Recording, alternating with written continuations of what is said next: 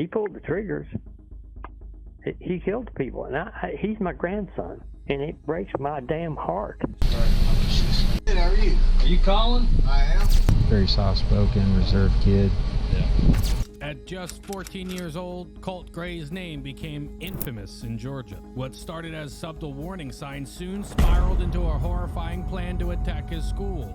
Despite earlier police intervention, no one could have predicted the devastation that was about to unfold. This is how one troubled teen's actions led to a tragedy. The suspect, 14-year-old Colt Gray, now in custody and charged with 4 counts of felony murder. To understand, let's rewind to 2023, when 2 Jackson County deputies were sent to an address after they received an FBI tip about school shooting threats made on Discord by an individual. So we got a tip from the FBI saying that somebody from your old address over there in Traditions had made a threat to shoot up a school.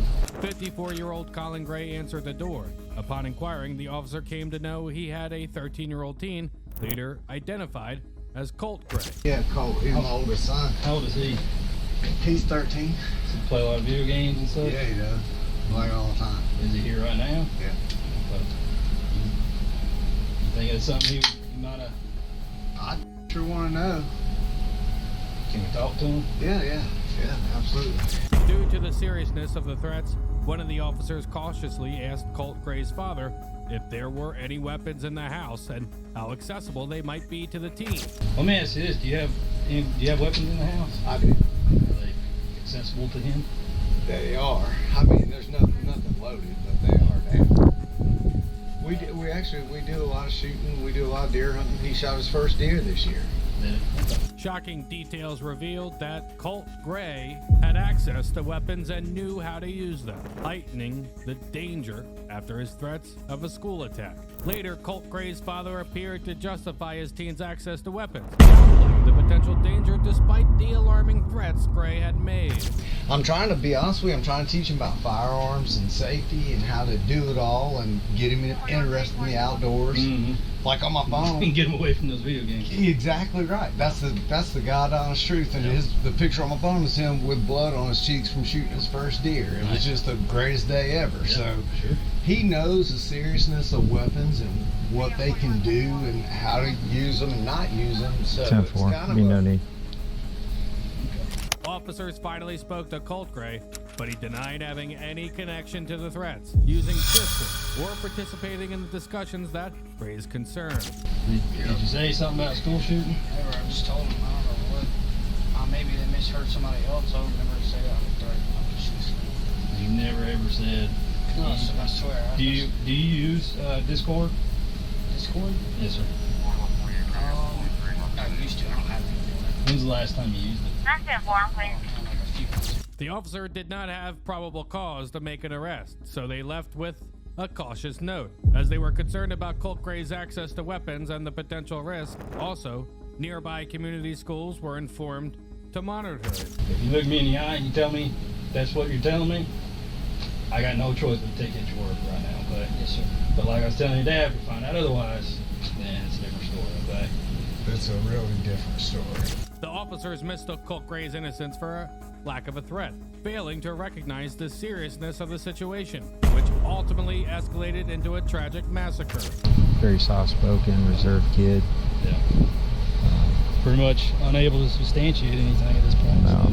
Months later, Colt Gray shocked the community when he attempted a deadly attack at his school. But the chilling part, the warning signs had been present all along, but no decisive action was taken in time to prevent the tragedy.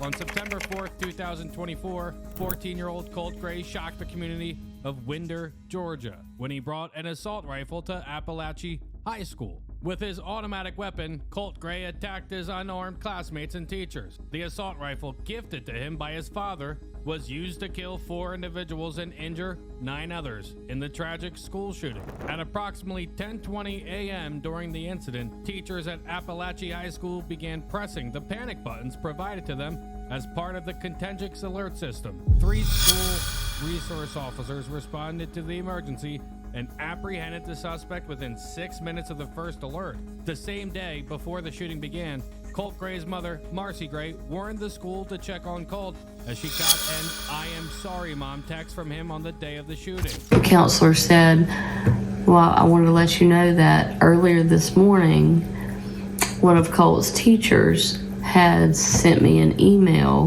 that said Colt had been making references to school shootings. Between my gut feelings, the text messages, and now this email, y'all need to go, run to the classroom.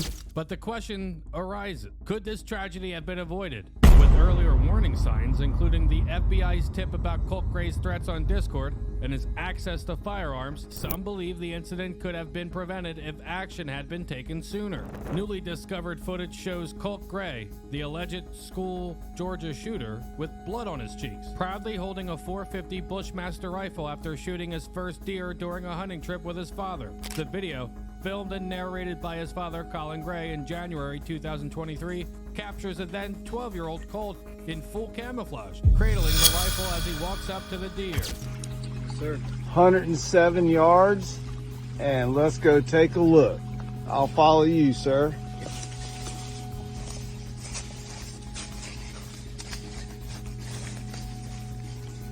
I see white.